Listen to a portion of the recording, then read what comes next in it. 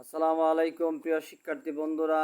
SSC গণিত lock সূচক আমরা সৃজনশীল প্রশ্ন এই যে 22 নম্বরে এক্স এর মান ওয়াই এর মান দেওয়া আছে, দুইটা মান দেওয়া আছে, আবার এই যে জেড এর মান দেওয়া আছে, ক খ গ একটা সৃজনশীল প্রশ্ন। আজকে আমরা এই ক নম্বর করব।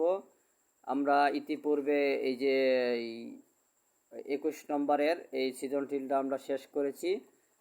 সৃজনশীল পর্ব 1 2 3 এভাবে আজকে 4 নম্বর পর্ব হবে। এই ক নম্বরেরটা দেখবে।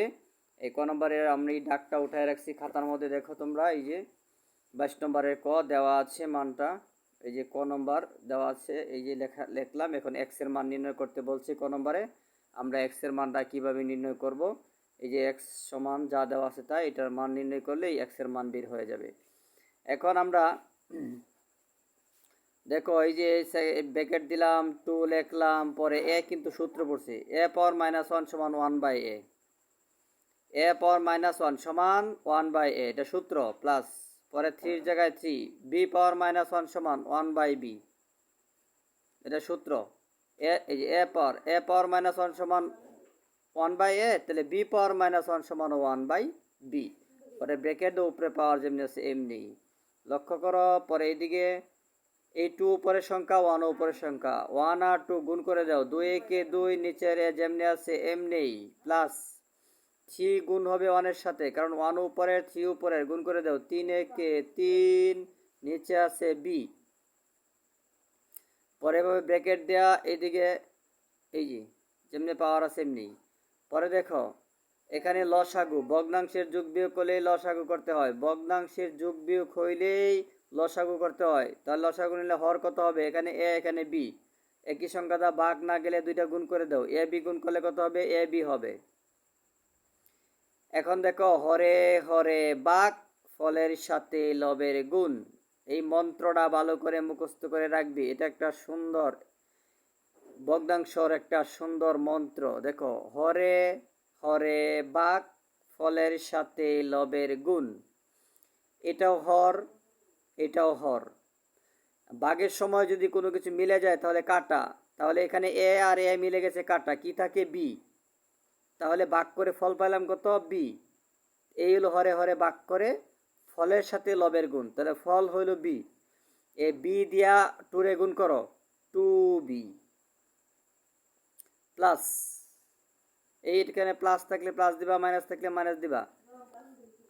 এখন দেখো আবার এই হরে ভাগ, হরে হরে ভাগ, ফলের সাথে লবের গুণ, ঠিক আছে। তখন যখন তুমি এই হরে হরে ভাগ করবে, যা মিলে যাবে তা কাটা যাবে। এই যে বি আর বি মিলে গেছে, কাটা গেল, রইল এ। এ দিয়া 3 এ গুণ, 3 এর এ দিয়া গুণ করলে 3a হবে। পরে ওই পাওয়ার যেমনি আছে এমনি। এখন এই সবটারে ধরো এ পাওয়ার -1, সূত্র আছে কিন্তু এরম, এ পাওয়ার -1 সমান 1/a, এ পাওয়ার -1 সমান 1/a। তাহলে তোমার এই সবটা যদি এ হয় আর পাওয়ার -1 হয়, তাহলে তুমি কি করবে? এই টানটা দিলাম, এই যে বাক, এই যে টানটা দিলাম, এই যে টানটা। এখন উপরে 1 যেমনি আছে এমনি, এটা সূত্রের 1, এটা কিন্তু সূত্রের 1, এই 1 না, এটা সূত্রের 1। তখন 1/a, এ কোনটা? এই যে সবটা হলো এ, এই সবটা এ, এই যে নিচে লিখতেছি 2b প্লাস 3a ab। এই যে সূত্রের সাথে মিলে গেছে, এ পাওয়ার -1 সমান 1/a। এ দেখো এ পাওয়ার -1 সমান 1/a। আচ্ছা, এখন এই 1 লিখলাম, পরে বাগেরে গুণ দিলাম, বাগেরে গুণ দিলে এটা উল্টে যাবে, নিচের সংখ্যা উপরে যাবে, উপরের সংখ্যা নিচে আসবে, অর্থাৎ এ বি চলে যাবে উপরে আর এই সংখ্যাটা নিচে আসবে। এই 1 লিখে বাগেরে গুণ দিলে নিচের সংখ্যাটা রাগের ছুটে উল্টে যায়, এই উল্টে গেছে, ঠিক আছে। আচ্ছা, এখন 1 দ্বারা যদি এই সংখ্যাটারে গুণ করো, 1 দা যারই গুণ যারই ভাগ তাই হবে, তাহলে 1 দা এই সংখ্যাটারে গুণ করলে কত হবে? এতই হবে। নিচে উপরে এ বি, নিচে 2b প্লাস 3a, এটাই তোমার আনসার। বাস। হয়ে গেল। খুদা হাফেজ।